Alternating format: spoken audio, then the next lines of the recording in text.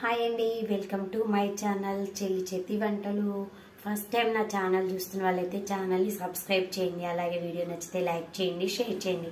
మీకోసం కొన్ని వంటగది చిట్కాలు. ఇంకెందుకు ఆలస్యం, వీడియోని ఎక్కడా కూడా స్కిప్ చేయకుండా చూడండి ఫ్రెండ్స్. కరివేపాకు, నిమ్మకాయలని, కొత్తిమీరని ఎలా స్టోర్ చేసుకోవాలి, ఎన్ని రోజుల పాటు నిల్వ ఉంటాయి అనేది మీకు నేను ఈ వీడియోలో చూపిస్తున్నాను ఫ్రెండ్స్. ఓకేనా? ఇంకెందుకు ఆలస్యం, పూర్తి వీడియో చూసేయండి. చూసారు కదండి, ఇది వచ్చేసి కరివేపాకుని ఎప్పుడు కూడా ఇలా ఫ్రిడ్జ్లో స్టోర్ చేయొద్దు.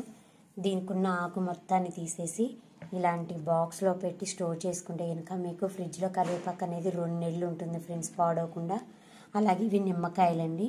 ఈ నిమ్మకాయలు కూడా ఫ్రిడ్జ్లో డైరెక్ట్ స్టోర్ చేయొద్దు. డైరెక్ట్గా స్టోర్ చేయడం వల్ల ఈ నిమ్మకాయలు అనేవి వెంటనే పాడైపోతూ ఉంటాయి. అలా కాకుండా ఇలాంటిది ఒక కంటైనర్ బాక్స్ తీసుకొని ఇలా వీటిని శుభ్రంగా నీట్గా క్లీన్ చేసుకోవాలి. ఫస్ట్ తుడుచుకోవాలండి. తుడిచేసుకొని ఇలా ఒక బాక్స్ తీసుకొని బాక్స్లో స్టోర్ చేసుకుంటే కనుక మీకు నిమ్మకాయలు అనేవి ఖచ్చితంగా 2 నెలల వరకు ఉంటాయి ఫ్రెండ్స్. నేనైతే అలానే చేస్తున్నానండి. సో మీరు కూడా ఇలానే ఒకసారి ట్రై చేయండి, మీకే తెలుస్తుంది. నిమ్మకాయలను అయితే మాత్రం నేను ఇలాంటి కంటైనర్ బాక్స్లో స్టోర్ చేసుకుంటాను. అలాగే ఇవి వచ్చేసి పచ్చిమిర్చి కూడా ఎక్కువ రోజులు స్టోర్ ఉండాలంటే చూడండి, ఇక్కడ బాగా గమనించండి. వీటికి కాడలు అనేవి ఉండకూడదు. ఈ కాడ ఉన్నది చూసారు కదండి. చాలామంది తెలియక ఏం చేస్తూ ఉంటారంటే పచ్చిమిరపకాయలు స్టోర్ చేసేటప్పుడు కాడలతో పాటే కవర్లో వేసేసి ఫ్రిడ్జ్లో స్టోర్ చేస్తారు. ఇలా ఈ కాడలు ఉండడం వలన వీటికి తడి చేమ అనేది వచ్చేసి పచ్చిమిరపకాయలు 3 రోజుల్లోనే పాడైపోతాయి.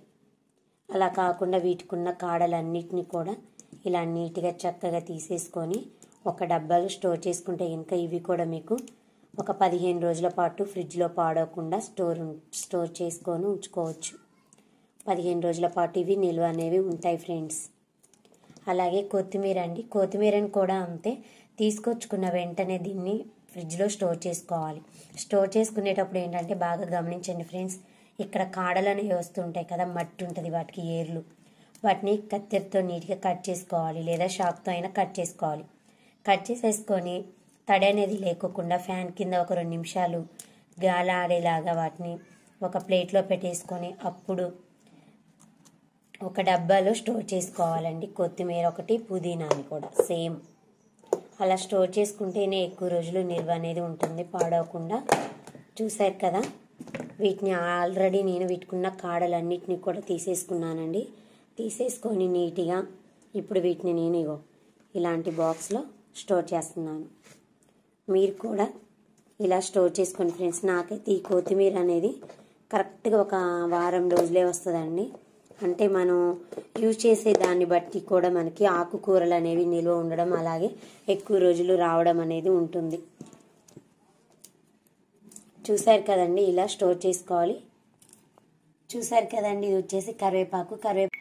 చూసారు కదా ఫ్రెండ్స్, కరివేపాకుని, నిమ్మకాయలని, అలాగే కొత్తిమీర, పుదీనాని ఇలా ఈ విధంగా స్టోర్ చేసుకుంటే ఇంకా ఎక్కువ రోజులు నిల్వనే ఉంటాయి ఫ్రెండ్స్.